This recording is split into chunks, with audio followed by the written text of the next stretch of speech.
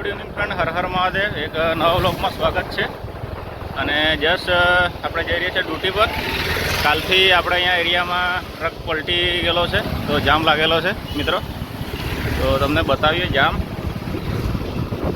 આ છે મિત્રો, ગઈ રાતનાથી લાગેલો છે જામ હાઈવે પર, જોઈ શકો છો મિત્રો. આખા રસ્તે જામ લાગી ગયેલો છે, જે નાસિક અને ગુજરાત હાઈવે પર જોડતા વચ્ચે રસ્તે જે એક વલસાડ જિલ્લામાં કપરાડા તાલુકામાં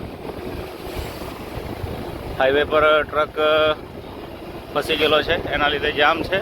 હજુ સુધી કાર્યવાહી કરવામાં આવી નથી અને કાઢવામાં આવી રહ્યો છે, પણ હજુ વાર લાગશે મિત્રો.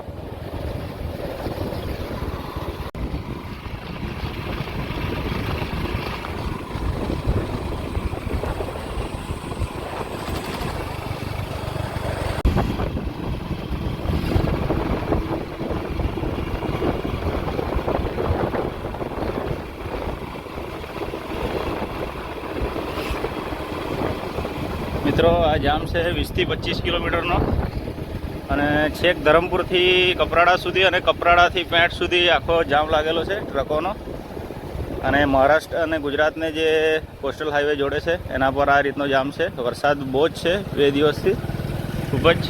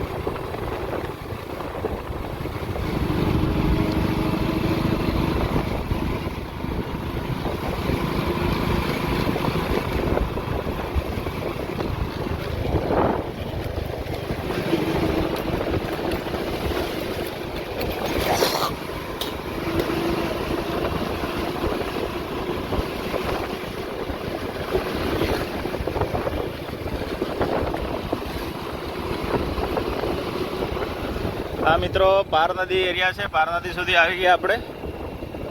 યસ, જોઈ શકો છો રસ્તાની બંને સાઈડે વાહનો મૂકેલા છે.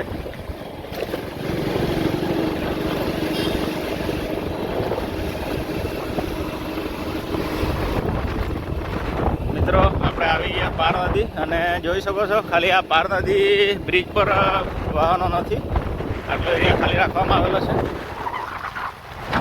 અને પાર નદીમાં બી પાણી આવી ગયું મિત્રો વરસાદના લીધે.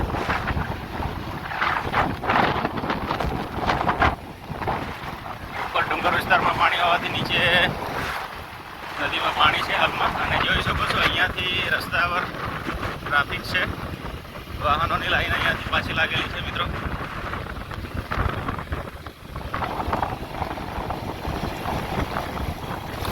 ટ્રાન્સપોર્ટની બધી ગાડીઓ ફસેલી છે. 2 દિવસ થઈ ગયા છે, 24 કલાકથી ઉપર થઈ ગયા છે, અને ગાડી કાઢવાની કોશિશ ચાલુ છે મિત્રો.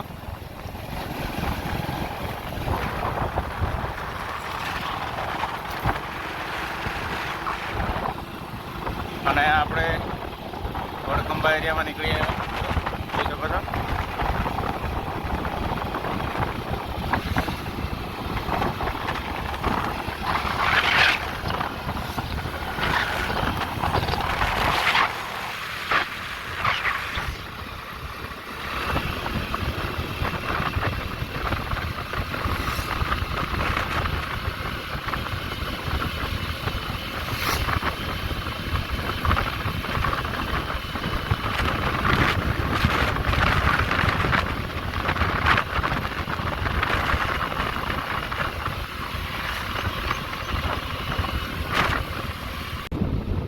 મિત્રો જોઈ શકો છો આ છે વાપી નાસિક હાઈવે.